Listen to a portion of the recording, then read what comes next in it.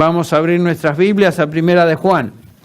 Primera de Juan, y regresamos al capítulo 2 una vez más. Nos encontramos en esta sección que realmente estamos tomando el tiempo para desarrollarla.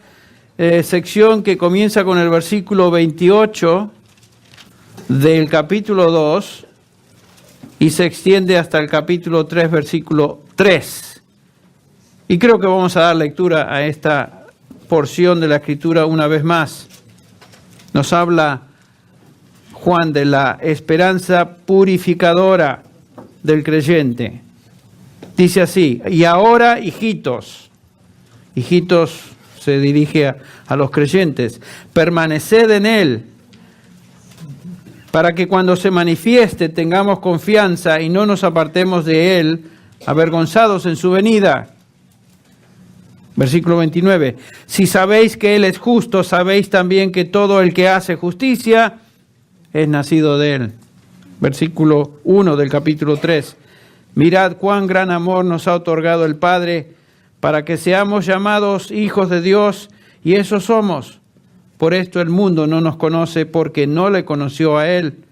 Amados, ahora somos hijos de Dios y aún no se ha manifestado lo que habremos de ser, pero sabemos que cuando Él se manifieste, seremos semejantes a Él, porque le veremos como Él es.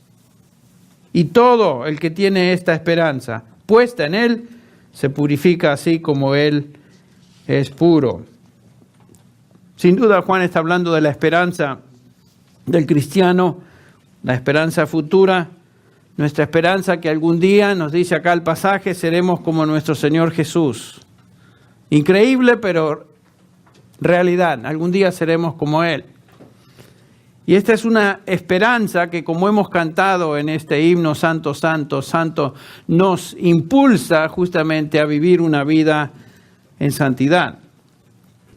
Esta es ciertamente una esperanza, como dice, como nos subraya aquí Juan, una esperanza purificadora. Todo aquel que tiene esta esperanza se purifica a sí mismo.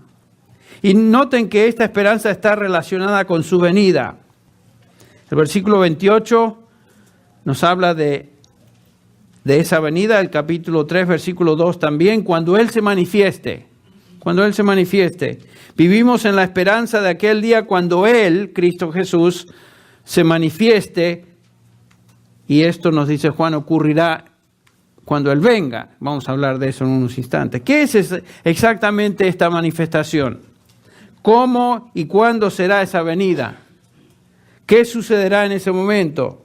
Son preguntas que vamos a contestar en este estudio a la luz de la palabra. Juan nos dice en el versículo 2 del capítulo 3 que cuando Él se manifieste seremos como Él. Seremos como Él. Nuestra esperanza es que el Señor Jesús vendrá y cuando Él se manifieste en esa segunda venida, nosotros le veremos y seremos hechos conformes a la imagen del Señor. Entre paréntesis, para eso fuimos predestinados, según el capítulo 8 de Romanos, versículo 29. Entonces desmenucemos esta verdad para entenderla. ¿A qué exactamente se refiere Juan? Manifestar. ¿Qué es eso de manifestar? Bueno, la palabra en griego es phaneroo, que quiere decir justamente eso: aparecer, arribar, revelar, manifestar. Y esta palabra se utiliza en el Nuevo Testamento en referencia a la encarnación de Cristo, en primer lugar, cuando Él vino por primera vez, se hizo carne. También se utiliza para referirse a la resurrección del Señor Jesús, pero en este contexto, obviamente, Juan se está refiriendo a su segunda venida, cuando Él regrese por los suyos, cuando Él venga por su iglesia para que juntos seamos glorificados con Él. Este es un tema glorioso en el Nuevo Testamento. En Colosenses 3, por ejemplo, Pablo enseña esto diciendo, Colosenses 3, versículo 2, poned la mira en las cosas de arriba y no en las de la tierra. ¿Por qué?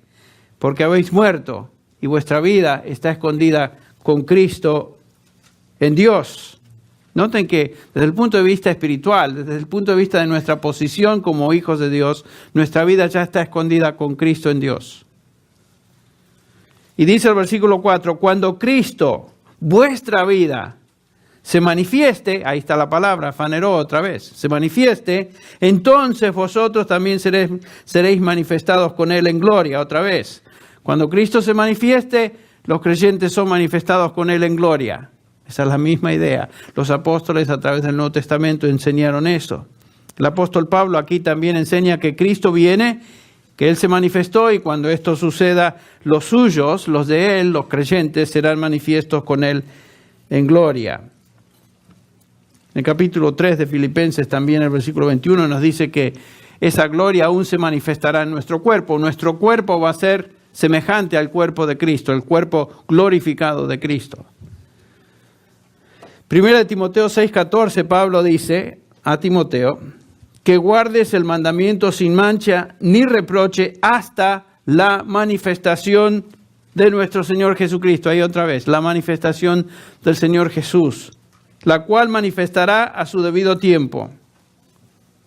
La manifestación de Jesús. No es una doctrina secundaria, es una doctrina, como vamos a ver, cardinal en el cristianismo. Cristo viene otra vez, Él se manifiesta otra vez. Él viene. Pablo está hablando de la segunda venida del Señor. En 2 Timoteo 4:8, otra vez Pablo dice, por lo demás, me está guardada la corona de justicia, la cual me dará el Señor, juez justo, en aquel día, y no solo a mí, sino también a todos los que aman su venida. Está hablando de los creyentes. ¿Quiénes son los únicos que aman la venida del Señor? Los creyentes. Una y otra vez el Nuevo Testamento nos habla de este evento futuro que culminará la historia de la humanidad, la venida de Cristo. Ahí se termina todo. Y Cristo va a venir visible, se hará manifiesto a su pueblo, los conformará a su imagen y los llevará a una eternidad gloriosa con Él. Fíjense. Vino una vez, primera vez, ¿no es cierto? Se hizo uno de nosotros, fue inmaculadamente concebido. Vivió entre nosotros, sin pecado, semejante a nosotros. Murió en la cruz del Calvario como sustituto para salvar a aquellos que Él vino a salvar, para salvación del pecador. Resucitó, ascendió y viene otra vez. Cristo viene otra vez. Este planeta todavía no ha visto todo lo que debe ver acerca del Señor Jesucristo. El Señor Jesucristo viene y todo el mundo algún día tendrá que doblar su rodilla ante Él. Él viene. Existen 4 elementos en esta o fases de esta segunda venida de Cristo que quiero que observemos. En primer lugar, Él viene por sus santos. Sus santos. No está hablando de aquellos que han sido canonizados por la iglesia. Estamos hablando de santos, los creyentes. La Biblia, el Nuevo Testamento, utiliza la palabra santos para referirse a los creyentes, por sus santos, sus hijos. Y a esta primera fase de su venida, la Escritura le llama el arrebatar de la iglesia, el rapto de la iglesia, el arrebatamiento de la iglesia. Cristo prometió esto por primera vez allá en el aposento alto, ¿se acuerdan? Con sus discípulos durante la última cena, cuando Él dice en el capítulo 14 de Juan, versículo 1, no se turbe vuestro corazón, creéis en Dios, creed también en mí. En la casa de mi Padre muchas moradas hay, si así no fuera, yo os lo hubiera dicho. Y después agrega, voy pues a preparar lugar para vosotros. Y si me fuere y os preparare el lugar, vendré otra vez y os tomaré a mí mismo, para que donde yo estoy, vosotros también que estéis. Cristo viene por los suyos. Es una promesa a los suyos. 1 Corintios 15, versículo 51. Otra vez una promesa similar donde el apóstol dice, he aquí os digo un misterio.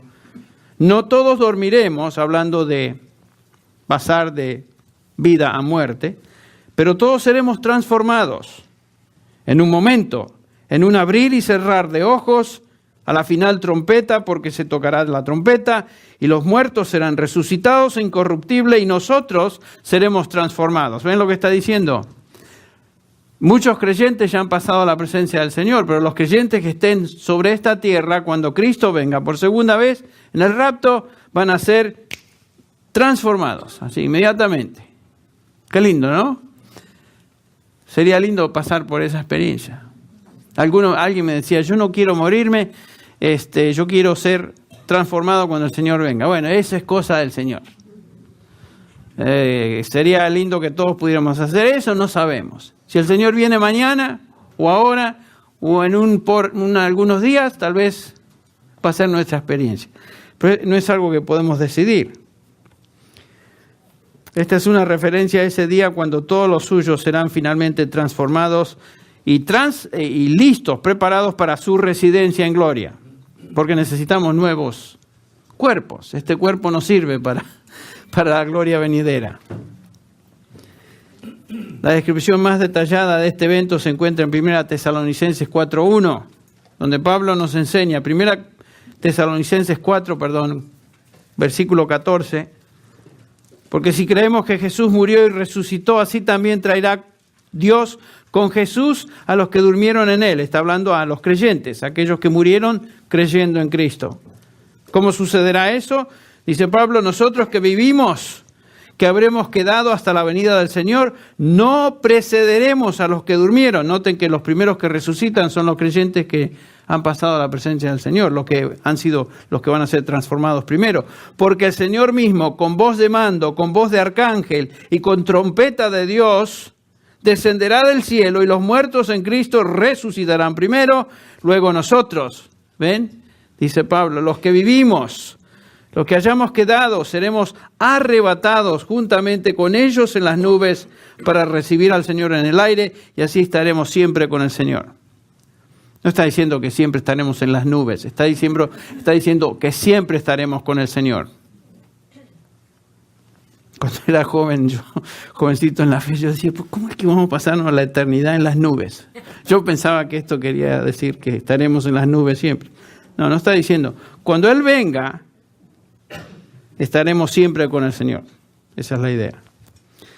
Esta es la primera fase de su manifestación. Él vendrá por los suyos. La segunda fase de la segunda venida, o elemento de su venida, es que Él se manifestará a sus santos. Viene por sus santos y ahora se manifiesta a ellos. Primero el Señor se lleva a los santos en el rapto de la iglesia. Después de este evento, el mundo pasará por un tiempo de tremenda aflicción que se llama ¿qué? La tribulación o la gran tribulación. Esto se describe en Mateo capítulo 24, también los capítulos del 6 al 19 de Apocalipsis. Esta es la última semana de las 70 semanas de Daniel, aquellos que han tenido oportunidad de estudiar el libro de Daniel. Esta es la semana cuando el anticristo hace un pacto con Israel, ¿se acuerdan? Y la gran tribulación comienza. Al término de ese periodo de tribulación intensísima sobre este planeta como no ha habido otra, el Señor regresa a esta tierra con los suyos, con sus santos, los santos que ya se había llevado. Y este relato lo encontramos, o esta narración se encuentra, o enseñanza, en el capítulo 24 de Mateo, también en Apocalipsis 19. Por ejemplo, Apocalipsis 19, el versículo 11 dice, entonces vi el cielo abierto. ¿Quién es el que habla? Juan, el apóstol Juan. Y aquí un caballo blanco, y el que lo montaba se llamaba Fiel y Verdadero, y con justicia juzga y pelea. Sus ojos eran como llama de fuego, y había en su cabeza muchas diademas, y tenía un nombre escrito que ninguno conocía sino él mismo. Está hablando del Señor Jesús. Algunos preguntan, bueno, ¿cuál era el nombre de él?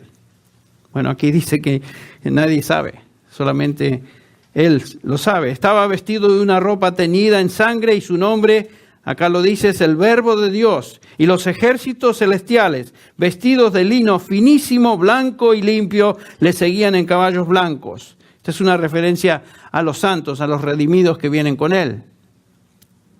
De su boca sale una espada aguda para herir con ella a las naciones, y él las regirá con una vara de hierro, y él pisa el lagar del vino del furor y de la ira del Dios Todopoderoso, y en su vestidura y en su muslo tiene escrito este nombre, el Rey de Reyes y Señor de Señores. Cristo viene para juzgar aquí, con los suyos.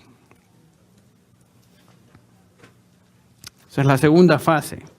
La tercera fase de su venida o elemento es que Cristo establece el reino de 1000 años. Ustedes recuerdan.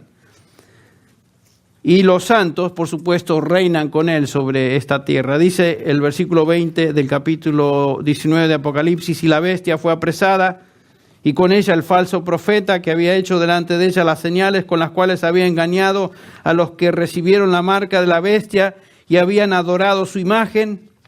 Estos dos fueron lanzados vivos dentro de un lago de fuego que arde azufre, y los demás fueron muertos con la espada que salía de la boca del que montaba el caballo, y todas las aves se saciaron con las carnes de ellos. Y prendió al dragón, etc., y lo ató al diablo, y lo ató por 1000 años, y lo arrojó al abismo. Versículo 4 dice: vi tronos, y se sentaron sobre ellos los que recibieron la facultad de juzgar, y vi las almas de los decapitados por testimonio de Jesús y por la palabra de Dios, los que no habían adorado a la bestia ni a su imagen, y que no habían recibido la marca en sus frentes ni en sus manos, y vinieron y vivieron y reinaron con Cristo 1000 años. Entonces acá está hablando de todos los santos. Vamos a reinar con Cristo por 1000 años sobre esta tierra. Cristo va a reinar con sus santos, aquellos que Él ya había arrebatado, los que fueron redimidos durante la tribulación. Y es una época donde la tierra sufre un cambio impresionante. Esta es lo que, por ejemplo, Romanos 8:21, Pablo describe de esta manera: porque también la creación misma será libertada de la esclavitud de corrupción a la libertad gloriosa de los hijos de Dios. Aún la creación va a sufrir un cambio tremendo. El cuarto elemento o fase de su venida es que Él habita ahora con sus santos para siempre en cielos nuevos y tierra nueva. Apocalipsis 21. Vi un cielo nuevo y una tierra nueva, porque el primer cielo y la primera tierra pasaron y el mar ya no existía. Y yo, Juan, vi la santa ciudad, la nueva Jerusalén, descender del cielo de Dios, dispuesta como una esposa ataviada para su marido. Y oí una gran voz del cielo que decía: he aquí el tabernáculo de Dios con los hombres, y Él morará con ellos, y ellos serán su pueblo, y Dios mismo estará con ellos como su Dios. 3 veces Dios nos dice acá que Dios morará con los suyos. Entonces, para resumir, Cristo se manifestará de la siguiente manera. Primero, viene por los suyos y arrebata a la iglesia. Segundo, Él viene para juzgar al mundo con los suyos. Tercero, Él establece su reino milenial sobre esta tierra. Y cuarto, Él crea nuevos cielos y tierra nueva, donde para siempre, ahora sí, mora con su pueblo. Por supuesto, nos dice Pedro que esta tierra va a ser consumida, ¿no es cierto? Va a ser destruida por fuego. Bueno, esta es la manera en que la historia termina. La historia de la humanidad. Y nos dice Juan que hoy vivimos a la luz de esa realidad. Este es el próximo evento en el calendario de Dios, el calendario divino. Su venida es eminente. Puede suceder en cualquier momento, sucederá cuando nadie lo espera. Cristo vendrá otra vez y esta es nuestra esperanza. Cristo se va a manifestar y nosotros, dice, seremos manifiestos con Él en gloria. Esta es nuestra esperanza. Y a través del Nuevo Testamento esta esperanza tiene varios nombres o se le denomina de varias maneras. Por ejemplo, Pablo dice, 1 Timoteo 1:1 le llama nuestra esperanza. Tito 2:13 le llama la esperanza bienaventurada. 2 Tesalonicenses, nuestra buena esperanza. Romanos 5:2 y 12:12, gozosa esperanza. Gálatas 5:5, esperanza de justicia. 1 Pedro 1:3, esperanza viva. Versículo 13, esperanza de gracia. Tito 3:7, esperanza eterna. Hebreos 6:11, esperanza segura. Y ¿saben qué? Hay varias más descripciones de esta esperanza que no tuve realmente el tiempo para escribirlas. Pero el Nuevo Testamento hace esto muy claro. Nuestra esperanza es certera. Cristo se va a manifestar, viene por los suyos y esta esperanza es absolutamente cierta. Cristo viene por segunda vez. No hay duda de eso. Y tristemente hay personas que niegan esta realidad. Hay muchos que no creen en la segunda venida de Jesucristo. No tienen esa esperanza. No viven a la luz de esta realidad. Muchos piensan que la segunda venida de Cristo es ficción. Creen en la segunda venida de Cristo, así como creen en las historias de Harry Potter, o algo así. Otros niegan totalmente esta verdad bíblica diciendo que la segunda venida de Cristo ya ocurrió y que todas las profecías en cuanto al futuro se cumplieron, específicamente en el año 70, cuando Jerusalén fue destruida por las hordas romanas. Esta posición escatológica que se llama pretorismo enseña que todas las profecías ya se han cumplido y Cristo ya vino por segunda vez. Que todo lo que vemos en Apocalipsis, dicen ellos, ya ocurrió. No existe esperanza de una segunda venida. Algunos hasta dicen que estamos viviendo en nuevos cielos y nueva tierra. Esto realmente es difícil de tragar. Al extremo de que es una posición absurda. Y sin embargo, mucha gente está adoptando esta posición, especialmente entre evangélicos. Pero si esto es cierto, entonces la tierra en que vivimos es permanente. El pecado y la maldad no van a ser quitados. Satanás continúa actuando. No existe realidad tangible de una vida después de la tumba. Cuando el creyente muere, entonces simplemente se vuelve espíritu, sin esperanza de un cuerpo resucitado. Lo que enseña en esta posición escatológica no pueden explicar multitud de pasajes que nos hablan del futuro y de eventos futuros que todavía no se han cumplido. Si Cristo no viene por segunda vez, entonces no hay esperanza de resurrección. No hay esperanza de un reino futuro, no hay esperanza de nuevos cielos, no hay esperanza de nueva tierra, etc. O sea, todo lo que el nuevo Apocalipsis nos enseña, sí es una ficción entonces. ¿Por qué mencionamos esta enseñanza? Porque es una posición popular que está cobrando auge y está creciendo más y más y más. Sin embargo, la Biblia es clara en decirnos que Cristo viene por segunda vez. Viene.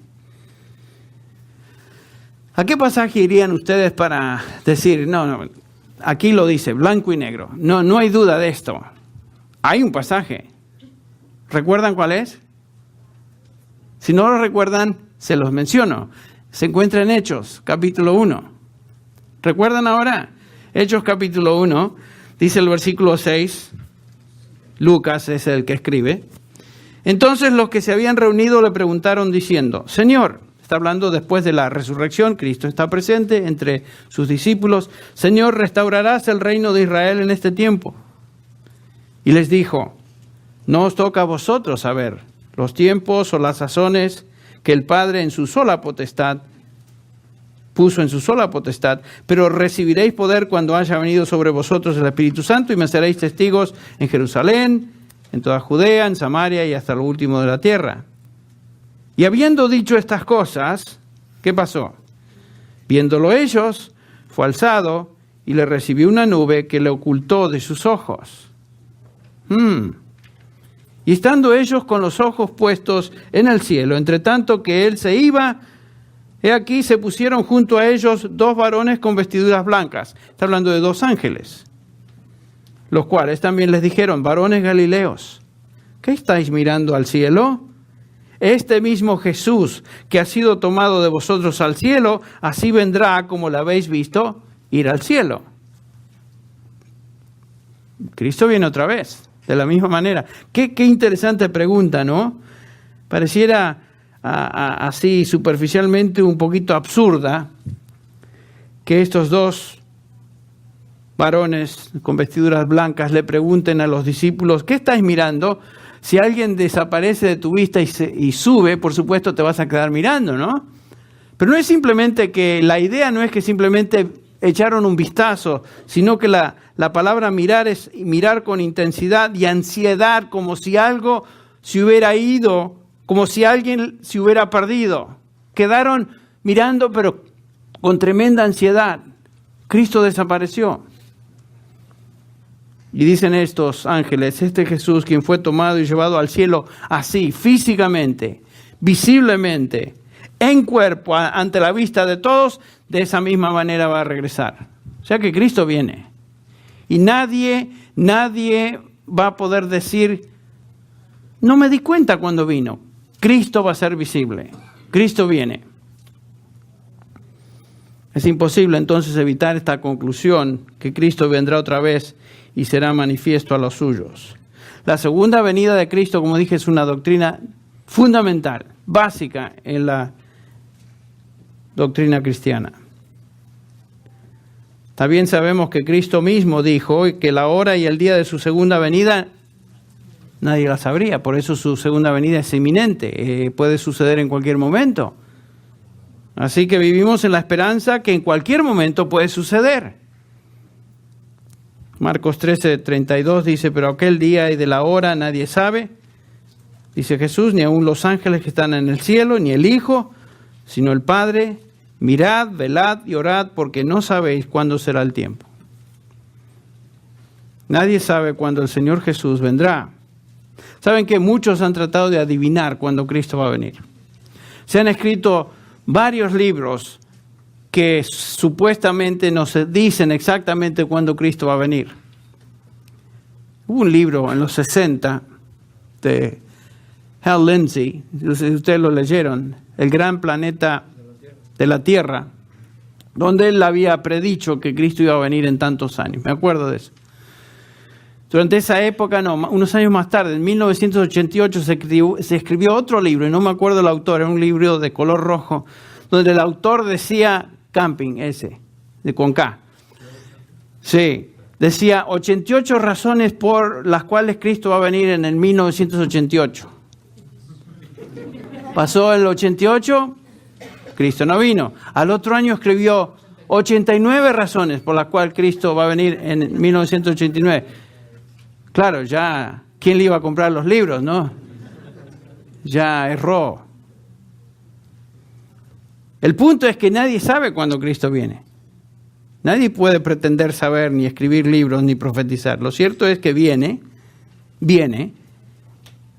y viene cuando menos lo pensamos. Ese es el punto.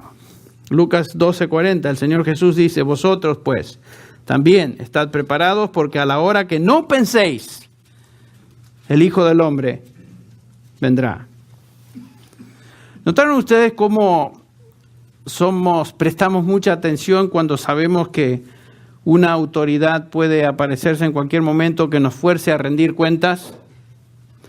¿Notaron ustedes, por ejemplo, cómo manejan en el freeway cuando saben que a unos metros va un patrullero? ¿O un patrullero está detenido al costado? ¿O miran el espejo de atrás y saben que una motocicleta de un patrullero les está siguiendo? ¿Notaron cómo todos manejamos ante la eminente posibilidad de enfrentarnos? Y nos pasa y tenemos cara de santitos. Y hasta los saludamos con cortesía. ¿No es cierto? A mí me pasó varias veces. Y iba demasiado... Y uno suelta el acelerador, ¿no? El punto es que todos tenemos cuidado especial cuando alguien con autoridad va a manifestarse. Imagínense que sepamos que en unos 20 minutos el presidente Bush va a pasar por esa puerta. Habría cierta expectativa, ¿no? Pero no nos dice exactamente cuándo. Sabemos que en un periodo él va a entrar. El Señor sabe cómo nos hizo y que bien sabe el Señor Jesús que cada uno de nosotros reaccionamos de esta manera. Debemos estar siempre alerta porque el Señor va a venir. No sabemos cuándo va a venir, pero Él viene. Ese es el punto, Él viene. Y esta es la esperanza de su venido. Y saben que es un poderoso motivador a la santidad, saber que Cristo viene en cualquier momento. Ahora regresemos a Juan 1:3. Capítulo 3, versículo 1. Todo aquel que tiene esta esperanza en Él se purifica a sí mismo, así como Él es puro. El punto que Juan enfatiza es que esta esperanza futura tiene implicaciones prácticas hoy. En otras palabras, afecta nuestra conducta presente. La iglesia en Tesalónica, por ejemplo, entendió esto. Y Pablo se dirige a esta iglesia en 1 Tesalonicenses 1:9. diciendo, porque ellos mismos cuentan de nosotros la manera en que nos recibisteis y cómo os convertisteis de los ídolos a Dios para servir al Dios vivo y verdadero, y esperar de los cielos a su Hijo, al cual resucitó de los muertos, a Jesús, quien nos libra de la ira venidera. Su conversión, la conversión de estos tesalonicenses y su esperanza futura de la venida de Jesús había hecho de que el testimonio de ellos fuera conocido a través de todo lugar o todas las demás iglesias. Tenía un testimonio ejemplar. Juan, en este pasaje entonces que estamos examinando, describe 5 elementos de una vida que sustenta esa esperanza. En primer lugar, lo vimos la última vez, la esperanza de la venida del Señor se asegura permaneciendo en la fe. Permaneciendo en la fe. ¿Qué es permanecer en la fe? Hablamos de esto. La palabra permanecer, meno, es simplemente ser fiel.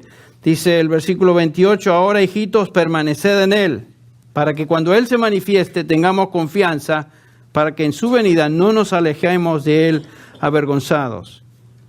Esta palabra Juan la usa muchas veces, permanecer, y fundamentalmente quiere decir permanecer fiel a Cristo, permanecer fiel a la verdad de Dios. Por ejemplo, en este capítulo 2, el versículo 14 dice, al final, jóvenes, os escribo a vosotros, os he escrito a vosotros porque sois fuertes y la palabra de Dios permanece en vosotros. Versículo 23, todo aquel que niega al Hijo tampoco tiene al Padre, el que confiesa al Hijo tiene también al Padre, lo que habéis oído desde el principio permanezca en vosotros. Está hablando de permanecer fiel a Cristo, permanecer fiel a la verdad revelada, en contraste a los que habían abandonado la verdad. Los que habían abandonado la iglesia. El versículo 19. Salieron de nosotros, pero no eran de nosotros. Porque si hubieran sido de nosotros, habrían permanecido, la misma palabra, con nosotros, pero salieron para que se manifestase que no todos son de nosotros. Entonces Juan llama a los creyentes a permanecer, ser fieles. Continuar en la verdad. Una y otra vez en el Nuevo Testamento encontramos llamados a permanecer. Y estos son todos llamados a creyentes, no al mundo. Sed fiel, permanecer. El que persevera hasta el fin, dijo Jesús, ese será ¿qué? Salvo. Ocupaos en vuestra salvación ¿cómo? Con temor y temblor.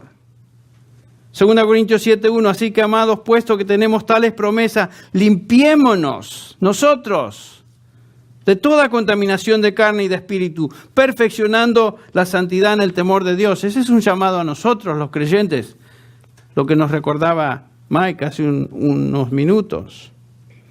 Ahora, hijitos, en este pasaje, permaneced en Él, permaneced. Todas estas exhortaciones son dirigidas a creyentes en Cristo Jesús, a nosotros. Es nuestra responsabilidad permanecer fieles. Y como vimos, nuestra esperanza se asegura, se afirma permaneciendo fiel. Una persona que no permanece fiel al Señor no tiene derecho ni esperanza de que Cristo venga, porque ¿qué esperanza puede tener? Si es desobediente, si no permanece fiel, no puede tener gozo en la esperanza de que Cristo viene otra vez, al contrario, tiene miedo. Entonces, nuestra esperanza asegura o se afirma permaneciendo. En segundo lugar, vemos que la esperanza futura se manifiesta por medio de una conducta justa, el versículo 29. Si sabéis que Él es justo, Cristo, sabed también que todo el que hace justicia es nacido de... Ahí está. Como pueden ver, la esperanza futura se observa en una vida piadosa. Un hijo de Dios demuestra como hábito su conducta, de que es hijo de Dios, de que ha nacido de Él. Es un hábito de conducta que demuestra que ha nacido de Dios. Por supuesto, Juan no está hablando de perfección. Es obvio que Juan no está hablando de perfección en los creyentes, ni de impecabilidad, porque Juan en este mismo capítulo 12, el versículo 1, dice, hijitos míos, os escribo estas cosas, ¿para qué? Para que no pequéis. Juan sabía que los creyentes podían pecar. Para que no pequéis. Y si alguno hubiera pecado, ¿qué pasa? Abogado tenemos para con el Padre. ¿A quién? A Jesucristo el justo. La sangre de Jesucristo, dice el versículo 7, nos limpia de todo pecado. Y necesitamos la continua limpieza de la sangre de Cristo en nuestras vidas como hijos de Dios. ¿Por qué? Porque nos embadurnamos, pecamos. No es un hábito, pero sí es algo que nos afecta a diario. Por eso también en el capítulo 1, versículo 8 dice, si decimos que no tenemos pecado, ¿qué sucede? Nos engañamos a nosotros mismos. Si confesamos nuestros pecados, que es la práctica del creyente, ¿qué sucede? Él es fiel y justo para perdonar nuestros pecados y limpiarnos de toda maldad. Noten el 10. Si decimos que no hemos pecado, ¿le hacemos a él qué? Mentiroso. O sea, que Juan no está diciendo que los creyentes no pecan. No está diciendo eso.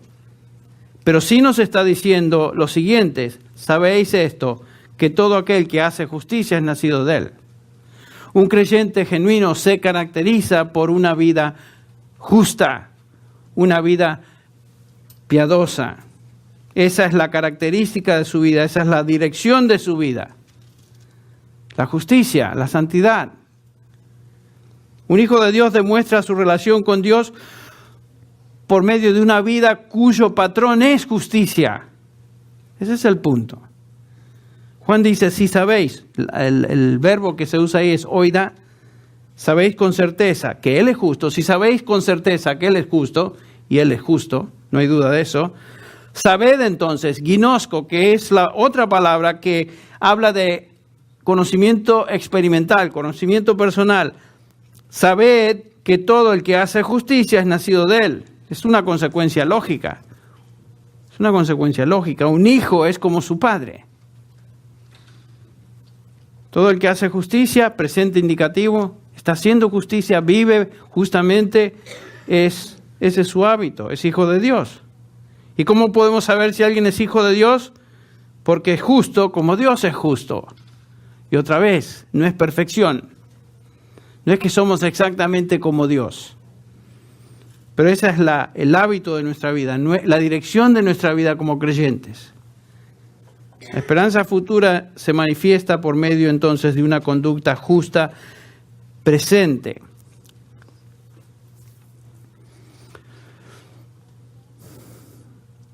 Cuando un creyente cae en pecado y ha demostrado una vida de continuo pecado, uno se llega a hacer la pregunta, bueno, si ese ha sido su patrón de vida por un larguísimo tiempo, eso no es. Y qué interesante que Juan es muy claro, es muy categórico en cómo él se expresa. No habla medias tintas, no habla en términos de grises, habla en blanco y negro. Si tu vida es impía, si tú te deleitas en pecado, si tú amas las tinieblas, tú no eres hijo de Dios. No perteneces al reino de la luz. No eres de Cristo. Me encanta la descripción de Colosenses. Me encanta este pasaje porque todos pasamos por momentos cuando a veces nos rascamos la cabeza y digo, ¿seré o no seré? A veces noto que he cometido ciertas cosas y ustedes y Señor, nos angustiamos y no queremos pecar. Me encanta este pasaje, donde Pablo dice lo siguiente a los colosenses: con gozo, dando gracias al Padre que nos hizo aptos para participar en la herencia de los santos en luz, el cual nos ha librado de la potestad de las tinieblas y nos ha trasladado al reino de su amado Hijo. ¿Sí? Ya no somos de las tinieblas, ya no pertenecemos a ese reinado. Hemos sido trasladados al reino de su amado Hijo, que es el reino de la luz. Más, ya vimos en el capítulo 1 que Dios es luz. Nos habla de santidad. Efesios 5:8, Pablo dice, porque en otro tiempo erais tinieblas. ¿Se acuerdan? Mas ahora sois luz en el Señor, por tanto, andad como hijos de luz. Tenemos que andar como lo que somos. Si somos hijos de Dios, andamos entonces imitando a nuestro Padre. ¿Cómo andamos como hijos de luz? El versículo 9 dice Pablo, porque el fruto del Espíritu es en toda bondad, justicia y verdad. Pregunta, ¿cómo andas tú? ¿Qué es lo que amas? ¿Por qué es que anhela tu corazón? ¿Qué te caracteriza? ¿Cuál es la dirección de tu vida? Esas son las preguntas que debemos preguntarnos, hacernos y contestarlas. Si amamos más las tinieblas que la luz, bueno, esa es la descripción de un pecador. Alguien que no conoce a Dios. Lo que nos debe motivar como cristianos no es una lista de reglas. Yo pertenecía a una iglesia donde el pastor principal era uno de estos que le encantaba las reglas. Y todo era blanco, reglas para esto, reglas para el otro. Hacer esto, no hacer lo otro. Y hacer esto otro y no hacer lo otro. Reglas. Legalista hasta aquí. Y sí, terminó como lo que me temía que iba a terminar. Terminó traicionando a la iglesia, traicionando a su mujer y yéndose en pos del pecado. Lo que nos debe motivar como creyentes es nuestro amor a aquel que es nuestro Padre. Y a Jesucristo, quien vino a dar su vida por nosotros. Yo quiero obedecer a Dios porque Dios es mi Padre y porque Él me ama y porque Él se dio por mí, su Hijo se dio por mí. Yo por eso quiero obedecer. ¿No quiere usted obedecer a Dios por eso? No es porque tenemos una serie de reglas y leyes que debemos cumplir, porque si no cumplimos, ahí viene la vara. Dios no nos trata así. ¿Por qué estudiamos la Biblia? ¿Es para conocer doctrina? ¿Es para acumular más conocimiento teológico? ¿Para eso estudiamos? ¿Para eso la escudriñamos? No, la razón principal que estudiamos la palabra de Dios es conocer a Dios. Conocer al Dios de la palabra. Por eso la estudiamos. Otro pasaje que me encanta y a menudo regreso a él, Jeremías 9:23, así dijo Jehová, no se alabe el sabio en su sabiduría, ni en su valentía se alabe el valiente, ni el rico se alabe en sus riquezas. Mas alábese en esto el que se hubiere de alabar. Escuche, en entenderme y conocerme. En eso debemos alabarnos. Que conozco a Dios y entiendo a Dios. Y después agrega, que yo soy Jehová, y noten que hago misericordia, juicio y justicia en la tierra. Un hijo de Dios manifiesta la justicia de su Padre. Y saben que en la medida que mejor le conocemos a Él, en esa medida somos más y más justos, somos más y más santos. La santidad no es automática. La santidad siempre es el resultado de vivir en comunión con Dios. Y lo conocemos obviamente a través de su palabra, en un espíritu de oración, como mencionamos la última vez. Aquellos que conocen a Dios como Padre poseen la vida de Dios en ellos por medio de su Espíritu. Su deseo entonces es conocerle mejor en su palabra y la dirección de su vida es justicia. Entonces nuestra esperanza se asegura por permanecer en Cristo, se manifiesta por medio de una vida justa y en tercer lugar, y no tenemos tiempo de desarrollar este punto, simplemente lo voy a mencionar, la esperanza se establece en amor. Dice el versículo 1 del capítulo 3. Mirad cuál amor nos ha dado el Padre para que seamos llamados hijos de Dios. Por eso el mundo no nos conoce, porque no le conoció a Él. Juan está expresando la idea de increíble maravilla y sorpresa al contemplar el amor de Dios para con los hijos de Dios. Él, entre ellos. El versículo dice, mirad, ved, observad, poner atención. ¿Cuál amor? La palabra cuál amor es potapen, que en griego quiere decir que expresa la idea de algo foráneo, algo extranjero, algo cuyo origen no se encuentra en este mundo.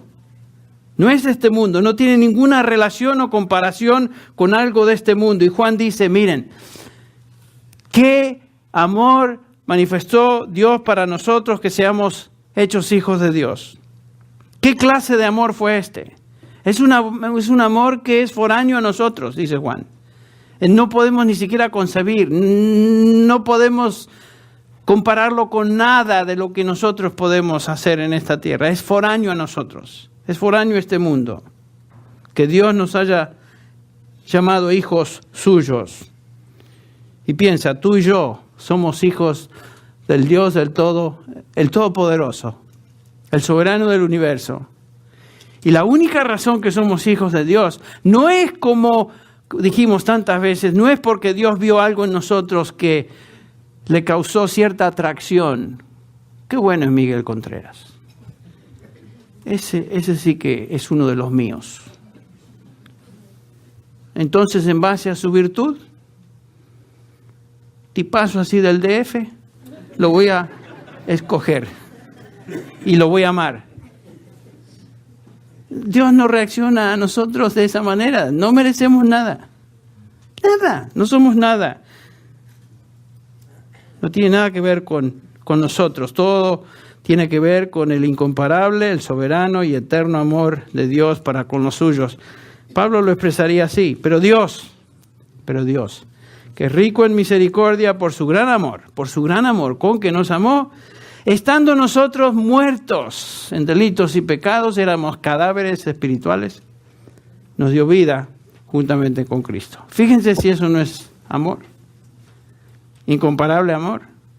Nosotros no tenemos la capacidad de hacer eso, pero Dios nos amó. Y noten que ese amor de Dios es soberano, Él lo deposita en quien quiere, es eterno y es para siempre. Nadie nos puede sacar ni separar de ese amor. Nada ni nadie. Y gracias a Dios por eso. ¿No? Bueno, vamos a continuar con este pasaje la próxima semana, pero ahora vamos a concluir hoy con oración. Padre, te agradecemos en esta noche por esta oportunidad de abrir tu palabra, de escudriñarla, de examinar estas preciosas verdades, Señor, que tú nos das en esta palabra. Gracias, Señor, porque la forma de conocerte a ti es a través de esta palabra. Señor, ayúdanos, como Jeremías lo expresa, a conocerte y a entenderte. Señor, no tenemos la capacidad de hacerlo a menos que tú nos des discernimiento y habilidad de entender por medio de tu Espíritu. Señor, abre nuestra mente, abre nuestro corazón, abre los ojos de nuestro entendimiento para poder saber y conocer lo que tú nos enseñas.